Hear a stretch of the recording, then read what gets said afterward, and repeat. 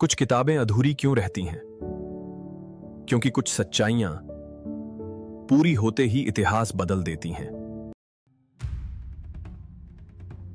दिल्ली। प्रख्यात पुरातत्वविद डॉक्टर अद्वैता सिंह 38 साल की हैं, शांत पर गहराई से भरी। वो पुरानी किताबें नहीं पढ़ती, उनसे बात करती हैं। हाल ही में उन्हें रांची के पास एक ध्वस्त बंगले में मिली एक अधूरी डायरी ने बेचैन कर रखा है। उस डायरी का लेखक है ए. चौधरी, 1947 से पहले का कोई गुमनाम इतिहासकार। डायरी के अंतिम पन्ने पर लिखा है, अगर मैं यह अध्याय पूरा कर दूं, तो देश का इतिहास झूठ साबित हो जाएगा, इसलिए मैं रुक गया। बस यही वाक्य अद्वैता के लिए काफी था। बंगला नंबर 81। अद्वैता रांची जाती है डायरी के जिक्र वाले उस पुराने बंगले को देखने।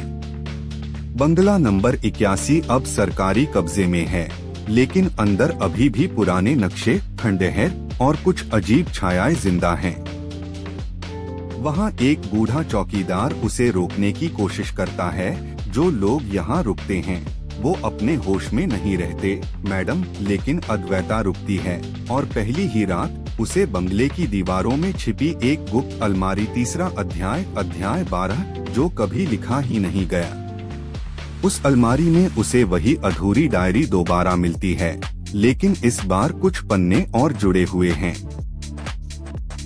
पन्ने पीले हैं, लेकिन ताज़ा स्याही की बू आती है।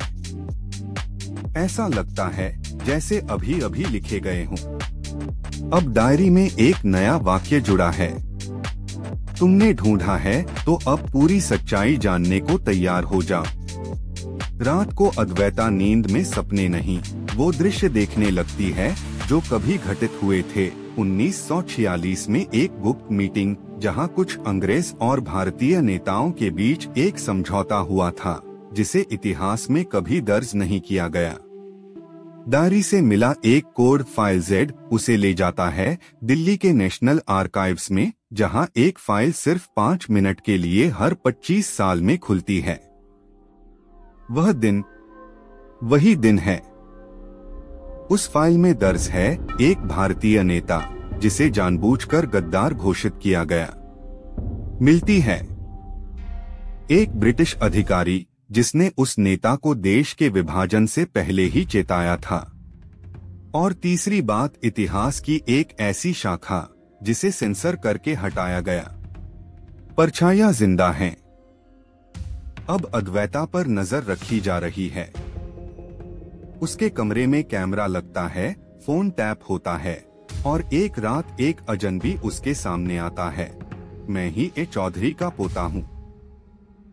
मेरे दादा को मार दिया गया था जब उन्होंने ये डायरी पूरी करनी चाहिए। अब दोनों मिलकर उस रहस्य को उजागर करने निकलते हैं, एक सुरंग से होते हुए रांची के जंगलों के नीचे छुपे एक अंडरग्राउंड अड्डे तक। वहाँ दीवारों पर खून से लिखे वाक्य हैं। इतिहास को जो छूता है वो खुद इतिहास बन जाता है। सत्या की मृत्यु नहीं होती। आखिरकार डायरी का अंतिम पृष्ठ सामने आता है। वो बताता है कि 1947 से पहले एक वैकल्पिक योजना थी, भारत का शांतिपूर्ण गैर विभाजित स्वतंत्रता मॉडल, जिसे राजनीतिक स्वार्थ और अंतर्राष्ट्रीय दबाव के चलते नष्ट कर दिया गया। यह वही पन्ना था जिसे चौधरी ने कभी लिखा ही नहीं, क्योंकि उस सच्चाई को कोई मानने के लिए तैयार नहीं था। डॉक्टर अद्वैता उस पन्ने को दुनिया के सामने लाती है, एक रिसर्च जर्नल में, एक डॉक्यूमेंट्री में और एक किताब में जिसका नाम है अधूरे अध्याय। लोग विरोध करते हैं, सरकारें झूठ कहती हैं, लेकिन डायरी अब इंटरनेट पर है और अब सच्चाई को जलाना नामुमकिन है। कभी कभी अधूरे अध्याय ही सबसे बड़ा सच होते हैं, क्योंकि उन्हें अधूरा रखने के पीछे बहुत बड़े झूठ छुपे होते हैं।